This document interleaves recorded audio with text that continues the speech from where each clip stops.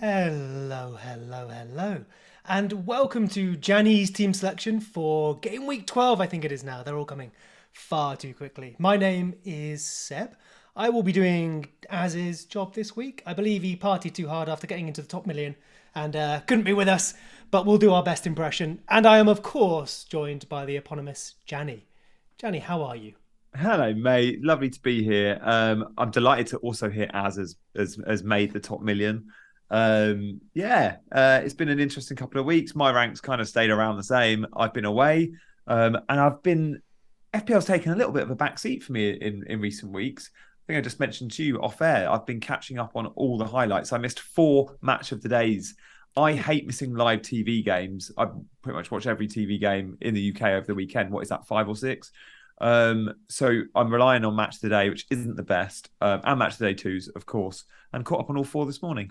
Nice. So, I mean, that's a lot of match of the day to take on board. And interestingly, I guess often we watch it by definition once a week. Maybe there's some midweek ones, but it Uh, kind of spread out. Watching it all at once, you're probably seeing quite a lot of progression of opinion and what they think about teams. So, was there a takeaway watching all that in one go?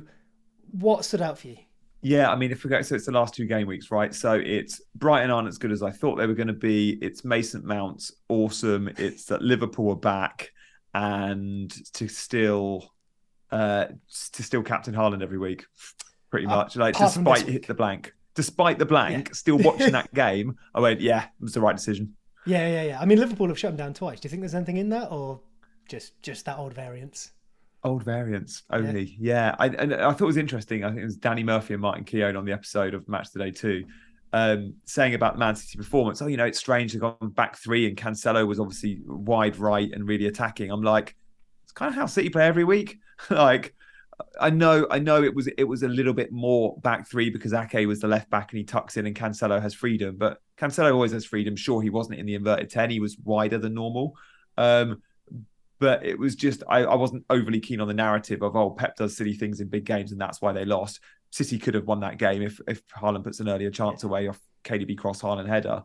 I thought City still played well, and I think now cruise to another title win. Oh yeah, I mean, well, there's still 10 points in it, and it was a wicked game to be honest. Like it was just as a neutral, it was very enjoyable. Yeah, Speaking of enjoyable, hopefully, we have Fantasy Five here for people. Now, Johnny, I'm going to hand over to you to talk about this, so please do take it away. yeah. As Seb, as and It I play every happened week. already. I can't believe it. How long have we been going? Maybe it's a So compliment. it doesn't help that in my Zoom window right now it says as and I see your face. And as I looked up at my monitor, it says the word as. But it was more to tell you that every week as and I play this as a collective, and we always say, this is going to be our week. We're going to win 10 grand, and we're going to Vegas. So look, if I win this week, I'm not taking Az to Vegas. I'll be taking USEP. But my selections, I still haven't worked out. It's still got a little bit of time. You can set your team and still change it before the deadline. But the premise of the game is you pick 5 players across 5 games. Now, Fantasy 5 give you these 5 games, and they say pick a player that will do well in those games. So Newcastle, Everton, Liverpool, West Ham, Bournemouth, Southampton, Brentford, Chelsea, United, Spurs. You're not predicting a result. You're predicting one player to outperform their target. So Callum Wilson, for example, against Everton, needs to score 6.5 points or above. So he needs 2 attacking returns in that game. If he gets that, tick 1. You need to get 5 ticks to be in with a shot of winning the 10K. So yeah, I'll be playing this week, and I might even be going Callum Wilson in that fixture one. Nice. Is there anyone that kind of like perennially their expectations don't match the points that are set up? Like, is there a cheat code that we can go? It's always Callum Wilson, right? They always underrate him or something like that. I wish there was the big. I guess it's set by data tools that That'd I be probably odd, don't odds a follow. lot, I guess, as well. To be fair. Yeah, exactly. What I would say is sometimes there's players that perhaps are undervalued because they don't think they'll be in the 11. So it's going, Oh, oh, okay. okay, there's an injury there or suspension there. Maybe that player, I think he's going to be picked. Therefore, he's in the 11 and his target's really low, Yeah. for example. So what But you're saying is just like FPL. It's X Mins all the way down. exactly. That's all we do now. X Mins. Yeah, X means exactly that. And then the fixture being so important all the time, of course. Opponents always taken into consideration. Sure. Well, thank you very much. Yeah. Now, Johnny, how did you get on in this last game week 11. We have your team on screen here with your points. I'll allow you to go through that. We don't have your total up, so just start with that for us if you'd be so kind. Yeah, 47 points. I think that's a red arrow. Not the best of weeks, but it was a low scoring week, and I don't mind having reds on those low scoring weeks. I think the key thing to a good season is if you're having those reds, it's not on those weeks where everyone else is hitting 100 and you're way behind on what looks like a good score on 70, but it's 30 points behind the field. So happy to have a red, knowing it was a low scoring week. I still had a couple of players come good. Dunk was my transfer in. I sold Reece James. I wanted money, and I wanted a 4.5 defender. All the 4.5s I looked at pretty much conceded. I didn't look at Crystal Palace like most. Mark Gay could have got me 6. Considered Perisic, considered Dunk, went with Dunk. And I'm fine with that. I've got money in the bank now. What led you to Dunk? Was it just you wanted the money in the bank? And it, obviously hindsight bias, blah blah blah. It did look a good pick. Do you wish you'd done elsewhere, or is it just setting yourself up for the future a bit? It was a 2. It was I didn't look at the next 5-6 games. When you usually bring a transfer in, you look at we're all looking up to game week 16 right now, right? I looked at 2 weeks because your 4.5 defenders are more likely to be your bench players. So I said to myself, I need this player to play in game week 11, this 4.5 defender. And actually, he was my sub 1, but ended up playing because Zuma didn't play, and I knew that was a risk. And I thought, I need him to play in game week 12. So it was a case of looking at those 11 and 12 fixtures, and Lewis Dunk had Brentford away. I thought maybe a clean sheet, but more importantly, game week 12 is at home to Nottingham Forest. So it was with game week 12 in mind. I don't mind that he plays Man City in 13 and Chelsea in 14, because Lewis Dunk will be my third sub that week. And whoever I bought, it was very likely to be on my bench. Sure, if I bought Perisic, that might have changed things, but I want that money out the back line so I can invest in more midfield talent, as we'll speak a little bit about later. Fair enough. Yeah. Elsewhere, Harry Kane, 9 points. Look, this morning, Seb, he hasn't blanked since game week 2. It's game week 1. Game week 1 is the only week all season he's blanked. Now, sure, some of his returns have been modest. 5 points there, 6 points there. 5 points here, 6 points there. I think it's the phrase I was looking for. But ticking along very, very nicely. Yeah. And I looked at that and thought, I'm really pleased I went threemium. And I'm still on the threemium vibe. My plan is to continue with threemium, having the dilemma of, is it Haaland plus Kane? Is it Haaland plus KDB? Is it Haaland plus Salah? Have 3. And I think we can now, because James is injured, because we're falling out of love with Trent. It actually, threemium doesn't look weak in those other areas, which admittedly, my team, when I did go threemium, did look weak around the fringes. I'd argue it doesn't look as weak anymore around the fringes. Yeah, I guess the main thing was maybe that not Martinez, sorry, you have him. Maddison and, say, Bowen double up that a lot went with. Yeah. You brought in Trossard recently, of course. I myself have those 2 players, but then they both had, one really good week and then not so much since. So maybe do you feel like that's evened out? And as we'll see in your transfer shortly, maybe put you in a better position? Or do you think maybe there was a few more points to squeeze out of your midfield? Yeah, I was gutted when I couldn't reach Maddison, and I settled on Trossard, but I couldn't reach Maddison. And Bowen, I was never particularly a big fan of, because I questioned how many goals West Ham were going to score each game. And since that, they've been scoring goals. Such as the I think I was wrong on that. At the time, I was saying, why is everyone buying Bowen? West Ham haven't scored more than 1 goal in the game all season in the Premier League. And now they look like they're going to score sort of 2-3 a game. I know they only scored 1 versus Southampton last time out. But yeah, Zaha got a lot of love as well. I look at that midfield now and think, I want Salah in there, and then I'm going to need another Man City replacement. But I think in the last few weeks, we can all appreciate what Phil Foden's doing at Man City and think, I can just go to Foden and not need a Kevin De Bruyne because they're both playing every week, and I can save a huge amount of cash if I go Foden. And you'll know from me in seasons gone by, Seb, I like Foden as a player. I adore him as an FPL asset. Yeah, I think we've spoken probably quite a while ago now, when he was more sort of breaking through about that. Of course, he's got the ability for real football. That's brilliant. We love it. But he does, of course, translate that well to FPL as well. But the thing that seems to be becoming quite clear, and I know City's lineup isn't as hard to predict as it used to be, but has he started every match but 1? I know he's been subbed early a little bit, but that seems pretty good for someone who does have a high expected point total as well when he plays. Yeah, exactly. The whole sort of rotation risk with Man City players that are pretty nailed winds me up a tad. Sure. Yeah, I'm just looking. He has started. I think he started every Premier League game. He got 45 minutes in game week 2. I don't know if that was off the bench or if that was coming off at half time. Off the top of Probably my coming head, off at I half think time. I might be wrong here. Please, anyone, of course, look this up. Alas, we don't have comments to correct us now, so we will just be wrong forever on camera. But I think he started and then was subbed because there was a bit of a switch up, right? And I know that maybe put a lot of people off Foden. Of course, he then goes on to get all these points. Yeah, and in that game, came off at half time with a goal and an assist. They won 4-0. So, yeah, he started every Premier League game this season. He Yeah, starts more often than not in the Champions League. And Pep's spoken about him as well, sort of being one of these players that doesn't need a huge amount of time out on the training pitch. He can just be fit to play week in, week out, or yeah. twice a week, should we say, every 3 days. So yeah, definitely an FPL asset. I don't know if I prefer him playing. Obviously, as long as he's in that front three, I'm happy. Last season, we saw him loads at false nine. We're not seeing him there now. We've seen him a lot on the right-hand side, which I really like. Yeah. Played left last time out. Weirdly, I think I prefer him. Left, On the right, right. whatever. But I almost prefer him on the right to that Yeah. false nine because, as you say, the word false is key there. Notionally, it's up front, but we know that operated quite differently, and it was almost creating space for others to fill that gap. KDB quite a bit as well. Whereas on the left, sure, especially when he goes wide, depending on where Cancelo is. But on that right, very small sample. But it almost seems like that's the best position for him actually to provide FPL points for us. Yeah, 6 goals, 4 assists already this season. City just look like the team that will score.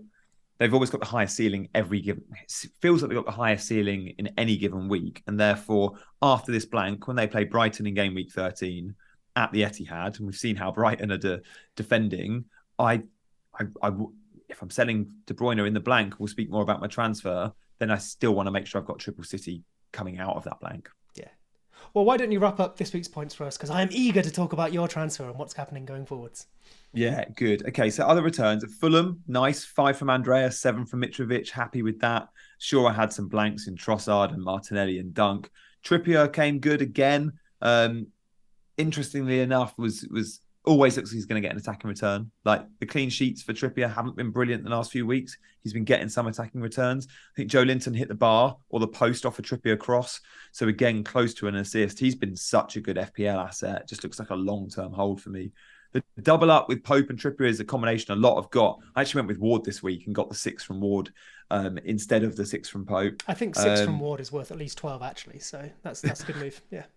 Yeah, exactly. I can't believe I think this is my first goalkeeper clean sheet all season, and I'm at game week. It took me to game week 11.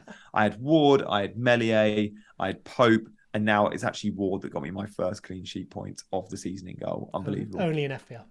Yeah, exactly. So an okay week. I'm fine with it. Those that had Salah had a nice little win. Those that had Kane, it was a nice differential. If you had Tony, absolutely fair play. Yeah. So lastly then, just before we move on, you've captained Haaland here. Did you think about Kane? You've got the vice on De Bruyne, or was it always Haaland for you? I didn't even consider another asset. I didn't for 1 minute consider Harry Kane or De Bruyne or Mitro. It was Haaland against Liverpool Anfield, which on paper is the hardest fixture Haaland's going to face all season. But I still felt Haaland against a Liverpool playing the way Liverpool have been playing, especially as loose at the back as they've been, knowing there was a few injuries as well, I was pretty confident over a Haaland return, if I'm honest. Didn't even look elsewhere. And that's quite rare for me because even though we've been going towards Haaland week in, week out, myself included, I have been looking elsewhere. I have been contemplating going against the grain once or twice, and I think I may have done so in the last month or two. But this week in game week 11, no, didn't consider it. Fair. And I think we were discussing beforehand as well, just that I also captained Haaland, and I was talking up Kane for ages. This felt like the week, Haaland, Liverpool away. But as you pointed out to me, Liverpool had those injuries. It looked like, if there was the week to take it away from Haaland, the opportunity was slipping away because Liverpool maybe didn't look like the Liverpool we'd want them to be, too convinced to go Kane. It didn't turn out that way, but he had a good few chances. Kane had a good few chances. It's still a very close thing, and you're defaulting. I'm not going to say perma, but we are defaulting to Haaland, aren't we? Yeah, if we're captaining him at Anfield, it shows we are very close to defaulting to perma captain. If we're giving him the armband at Anfield, but I think I took a bit of comfort in that choice. Was he rested? Did he start the Champions League game? Was he rested? He definitely didn't play 90. Got a rest. He finally did get a rest. I think he came off the bench because they were 0-0 and missed a few chances. Yeah, exactly. Did you so question on your Hmm. captaincy? I know you went Haaland and you considered Kane. Was part of that consideration because you knew it was very likely you'd be selling Kane in game week 12? Was it almost the I don't know if this is how your head would go. I think it might for me and probably not for you. Was it Yeah. the one last hurrah sort of thing in your mind? I I don't know. Like if I'm being, what I'd like to say is, of course not. I am such a cool customer, but no, of course I'm not. I'm not at all. I think there would have been, yeah, I'm getting rid of him. I knew I was getting rid of him, and I have done. Therefore, can I squeeze a little bit more juice out of that lemon? Yeah. The answer was no, but yeah, it probably was a bit of thinking. I mean, I didn't go there, but yeah, I think I would have been tempted a bit for that reason. Yeah, I Uh, think I've gone down that route a few times for players. yeah, It's like, oh, I really don't want to sell them, but I know I'm committed to that, and I will yeah. sell them. So I might just give them the armband this last week. I've definitely been there. Yeah, I mean, we won't talk too much about my team because this is your show. But we were just saying as well, my transfer in this last week, I made a couple of defensive transfers. I should really have only made one. I brought in Perisic, I brought in Dunk. And it was one of those where I just needed to wait one more day. Just wait one more day, and I would have made one transfer. It would have been fine, and I would now have two frees going into this week. I instead let myself get the better of me, and I now have one free transfer. I will have taken a hit, and I believe I've taken a hit for the player that you haven't taken a hit for. So I'm very envious. Gianni, why don't you talk us through your team for game week 12? Yeah, so it doesn't look. I've got Triple City currently on the bench, and I've got Martinelli in my 11. So at the moment, I'm looking at 10 men, and that's if Nico Williams starts. I think he will. It's likely that Aurier is still likely to be out, and therefore Williams should play right back. And that's if Zuma makes it against Liverpool. Saying that Zuma against Liverpool, whether he plays or not, I'm not expecting a great deal. So I'm down to 10 men best case scenario. But I do have a transfer, one free transfer. I'm not going to be taking hits this week. My planned move is De Bruyne out, Salah in. I've got 1.4 in the bank. So more than enough money to do that. And actually, De Bruyne has been rising in price and Salah's been dropping in price. There's very little between the two now. I think it's probably 0.3, zero point 0.4 between them. So Salah will come in and Salah will get the armband. That gives me a bench of Martinelli, Cancelo, and Haaland. I have no interest in selling those players. Sure, it'd be nice to have De Bruyne for Brighton at home in game week 13, but that might just become Foden. Trossard might go to Foden. I need a little bit of money. I might have to take a hit somewhere else, downgrade a player. But yeah, I'm going to have Salah, who I think is the standout captaincy option in game week 13. Sorry, game week 12. I think he's the best option. Kane, I don't think it's a bad option at United. If that was at home, I'd like it even more. But Salah versus West Ham at Anfield is the guy I want to captain and the guy I can get to in one move. It's the easiest transfer I'll make. Sure. Well, you have. I mean, I said your team is probably like half and half in terms of you've got this Kane, you've got Haaland, currently De Bruyne, but to become Salah. So you're keeping that three-medium structure. Makes sense, especially for this week. The rest of the team, you've got an injured Zuma starting away against Liverpool, or potentially injured Zuma, Leon Bailey there, who in theory should be a decent FPL asset, but we've not seen it yet. Yeah. You're starting Andreas and Mitrovic, although of course that's not bad. And going forward, you probably have the choice. There's Nico as well. Do you feel, and I think a lot of people might feel like this, that leading up to game week 11 and then this game week 12 blank, there's been a plan, whatever that is, a wild card in 8 or 9 or lots of free transfers with a wild card then in 13. There's been a plan to see us through this period and survive 11 and 12. And now we're transitioning to the other side of that, where, I mean, me personally, I've not looked ahead maybe as much as I should. And I find myself in game week 12 going, oh goodness, there are a few weeks into the World Cup and I don't have a plan anymore. I've seen it through. Do you feel like you're still building towards that? Is there a bit of a change in shape of your side? Like I say, you've got the three mims. What's going to happen going forwards?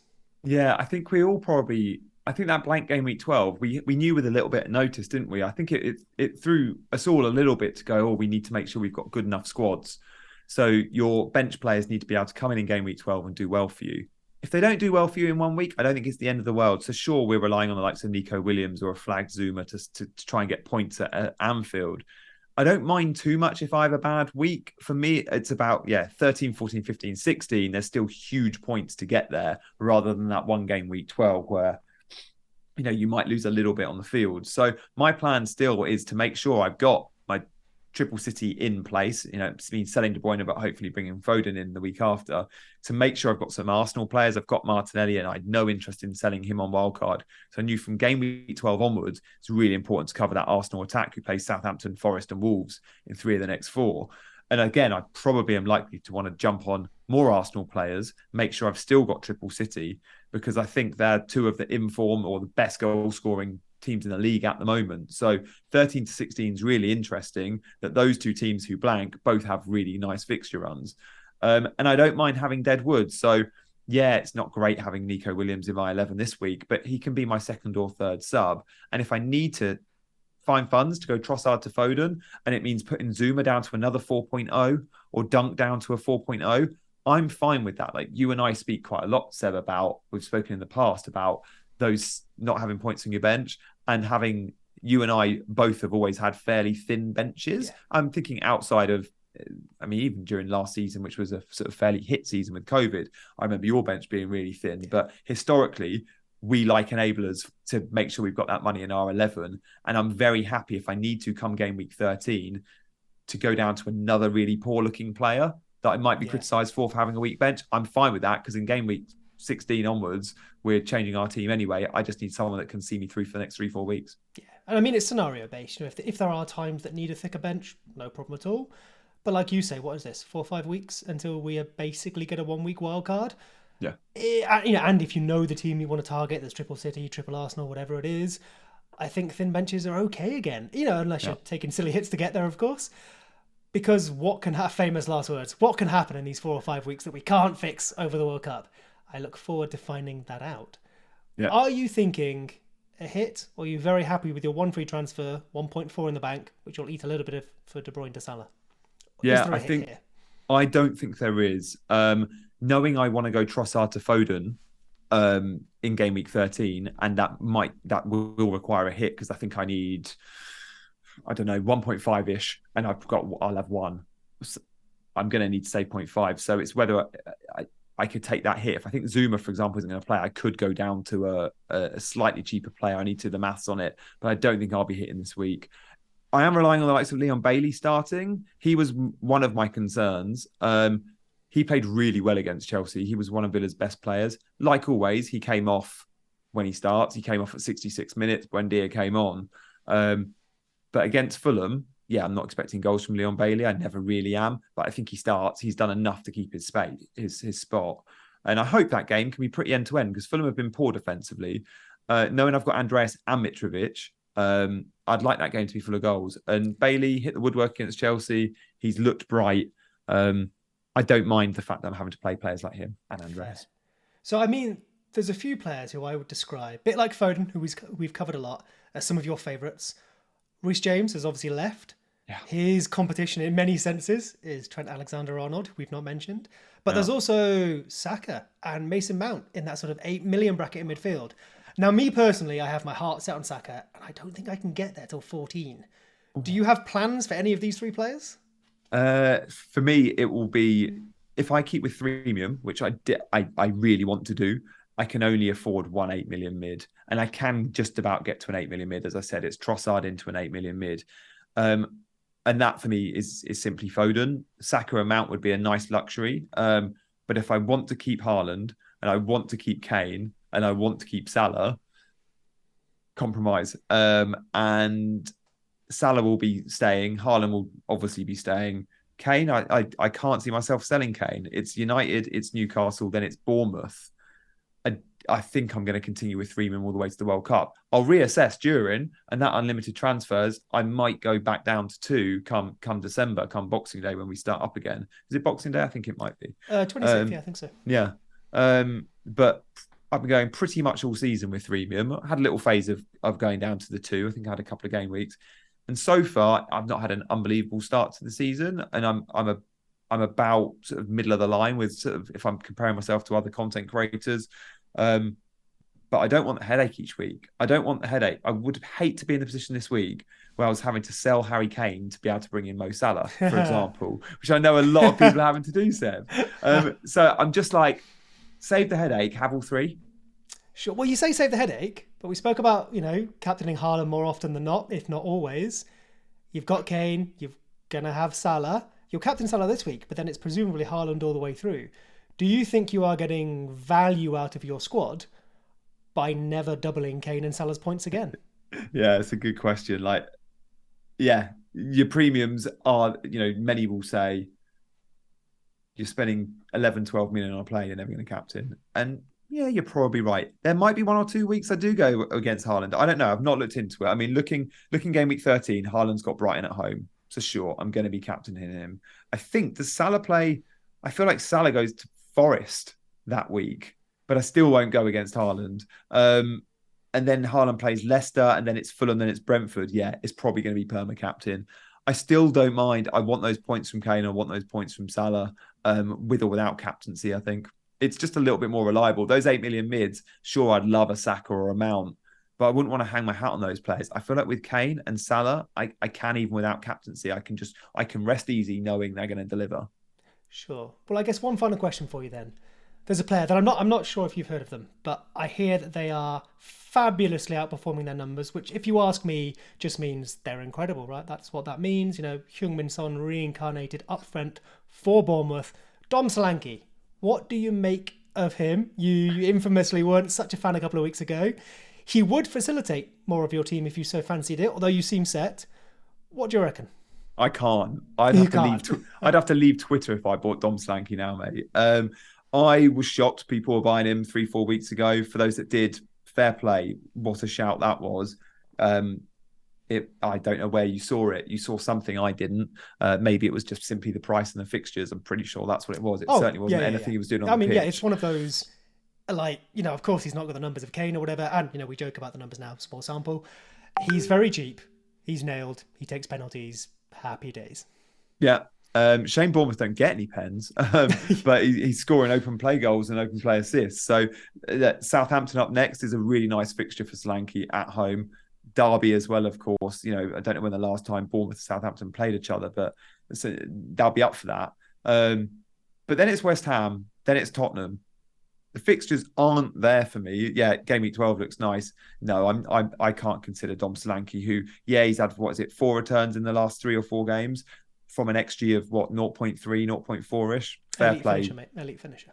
Yeah, clearly. But it would mean selling. I'm not going to go Kane down to a Solanke to get a Salah because I want to go freemium. I know it's a move you've made. You saved that. I thought you were going to be because I'm not an idiot like you said. But anyway. And then you look at Mitrovic and look, yeah, I had Tony before Mitrovic and sold at the wrong time. I bought Mitro in, he kept blanking and Tony kept scoring, but I'm still very happy with that decision. And Mitro's a player I want. Bit concerned, Mitrovic didn't look that fit. Looks like he's still carrying his injury, which I'm sure he is. He'll also be very conscious of going into a World Cup injured. So I'm hoping as we get very close to that game week 16 that he's fine, fit, and still playing 90 because the fixtures are nice for Mitrovic in the next 3, and I need him sharp because, he's in my team. And it means when he's there, I can't have a Tony or a Solanke, but for the time being, he's staying in. I mean, I think if he can walk, Fulham can't afford for him not to walk from 90 in their team because he's their talisman, to use Tom's phrase. So I think he's, unless he's properly injured, I think that's safe. Okay, so last one for me then. I lied a second ago. This is probably the last time we'll have a chance to have a proper chat before the World Cup. Yeah. So where do you want to be rank-wise? Where would you, obviously, number 1, but where would you feel comfortable come that end of game week 16? You've then got a whole World Cup to, absorb information, take some time off, enjoy it, maybe find some new avenues to go, and you've got a 1-week wild card to build a team for 17. What sort of platform do you want there? You're currently 500k-ish. What are you thinking? Yeah, when I checked I don't know if it was a live rank or if it was last game week, I was 350k-ish. I was very happy with that. I thought if I'm at 350k in the World Cup, I'll be happy. Now I've obviously lost to 150 or 200k places. Which is probably 2 points. Yeah, exactly. I think if I was at 300k, I'd be very happy. So yeah, if I was where I am now, I'd be disappointed. I don't want to go. 500,000 is still a huge amount to make up for the second half of the season, which is more than a half. We should remember that when we kick off again on 26th of December, we've got way more than half the games left, and we've got the excitement of the doubles, which is where the casuals will lose out. So yeah, 300k, I'll be happy. Lovely, lovely. What would you? I mean, where are you? Because I know because Az gets a lot of stick for not putting his rank on these videos. Because last season when he was having a really good season, his rank was on throughout, and it I was see, usually I better than see. mine. So he's taken it off with the whole this is Gianni's team reveal. We're not here to talk about me. That's very So convenient, isn't it? Given, yeah. yeah. So I was pleased to see your rank's not on screen because I know you're above me, but I think you're probably 10, 15 points above me. What's your rank? I've bounced around a lot the last few weeks. I've had a little bit of misfortune and also some bad decisions. We discussed the defensive one earlier. That sees me sit, I think, about 60k at the moment, which is down from 40 the week before. So cost myself a few points this week. Although literally about 3 weeks ago, 3 game weeks ago, I'd gone like 45k, 250k, 40k, now Wow. 60, which just shows, you bounce around. It was basically, do I captain Haaland or not? Basically seemed to be whether I was 200k or 50k. So, Yeah. my rank's not on the screen, yours is. Frankly, at this stage, it's probably more important that you've just built a nice little base of points and players to build from, and you can reset over the World Cup. As long as you're not, well, I'm going to say 8 million because I don't want to insult anyone. As long as you're not massively out, there's just no stress. It's fine at Yeah. this point. I think you're 30. I've just looked. You're 32 points ahead of me. So you're, So that's no, literally 34, 35. Yeah. okay. So that's a little bit, but that's you captaining Haaland and me not, or you having a threemium and me not. You Yeah. could eat that in 1 or 2 weeks. Like there'd be good weeks, but it's just not a problem at this stage. Like, Yeah. I think most people who obviously come on videos like this or watch videos like this, a lot of us often make our gains when everything else is even in the latter half of the season, or at least the second half, because that's when the chips often come into play. That's when, okay, COVID and everything aside, that's when we usually get the doubles, the blanks. That's when our planning can maybe give us a little edge over people who, frankly, have better lives than us, probably. They've got more time to go outside and actually play real football, whereas we're obsessing over spreadsheets. But that time is still to come for us. So you could probably make up, I mean, at the top end, you could probably make up 100 points in a few weeks if you play those weeks that will come correctly, I think. Yeah. I'm with you there. I'm with you there. I must admit, I've not been obsessing over rank at all. I usually turn up to these videos genuinely not knowing my rank, and Az tells me it's the first time of the game week. Usually we record on a Tuesday or Wednesday, and he tells me my rank. I don't. I was when I was away. I checked live rank once or twice because I wasn't keeping up to date with the football, and I had no idea what I was doing. But I've not been using the live FPL much at all. I've not even posted my score once this season on Twitter, I don't think. And I usually do at the end of the game week every week, come good or bad. And I said to myself, no, I'm going to wait till after the World Cup and then post it weekly because for me, I've just not. I see this as a sprint at the start of the season, and then the season starts come Yeah. December. So. I mean, I think that's a pretty good way of looking at it. And you know what, Gianni? You will always be number one to me. Thanks, And mate. with that, I thought you were going to ask me about the World Cup, by the way, when that last question, because oh yeah, you sort of leading up towards it. And I know we like to, on our when we used to do our watch longs, we'd veer off topic at times. So, in I've the become a interest lot more of professional since then. clearly, but seeing as we've mentioned the World Cup, can we spend 30 seconds talking about who you think is going to win it? Will you give me a prediction? Because I know you don't like to give predictions. So I'm going to give you 10 seconds to think about it when Sure. I tell you who I think Yeah. is going to win. I'm going to say Spain. Okay. And that's because I think Spain have the best manager at the World Cup. And Sure. I'm really disappointed by how few elite managers are at the World Cup. And I think Luis Enrique is one of them. So despite being fifth favourites at 7-1, I'm going for Spain. I guess in tournament football, a manager can make a big difference because it's those pivotal moments. I mean, there's coin tosses, of course, as well. But if you can get a one-game strategy right, you can get through quite a lot of rounds. I mean, Southgate's done it, and a bit of luck, which you all need as well.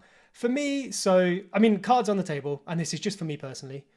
I may not watch the World Cup, but I will, of course, find out what happened. And I think I'll be boring and go Brazil. They probably look the best set up. I think if you compare their squad to a lot of others, it comes out on top often. Yeah. And they do also see, and not just comparing squads, but a bit like I guess maybe France last time around. It's not just about the best players. It's about do they have the structure in place and then the tools to solve problems that other nations will likely present them. Yeah. And I think they do. Yeah. They played a friendly the other day with Paqueta and Neymar as number eights, two number eights, and then the front three was Rafinha right, Richarlison number 9, who looks like he will lead the line, not Jesus. Although And injured then Vinicius potentially. Junior on the left. Yeah, although Yeah. injured, so who knows? Yeah. Of course, So our boy that front Rafinha. five. And then Rafinha will take Rafinha. it home for them, presuming he goes. I wouldn't mind seeing Argentina win. I would love to see Messi get that trophy that maybe just really cements him as, for me personally, the best player of all time. Other people have their own opinions on that, but I think a World Cup would really help that argument. Yeah, it certainly would. Cool. Thanks, mate. Thanks for indulging me there. Shame we Oh, can't not talk at all. Italy, but we'll Not at move all. on. Most of my existence is to indulge you, Gianni. So I'm always happy to. And with that, I think we will wrap this up. Thank you so very much for indulging us, especially with no ads this week. If you've enjoyed it, please do like and subscribe. And if you've hated it, comment anyway and tell us why, and then like because, hilarious and ironic. And yeah, congratulate Az on getting into the top 1 million. It's a big thing for him. It's very impressive. So yeah, let us know how you feel about that. Thank you all for spending your morning, I guess this might go out with us, and we will see you soon.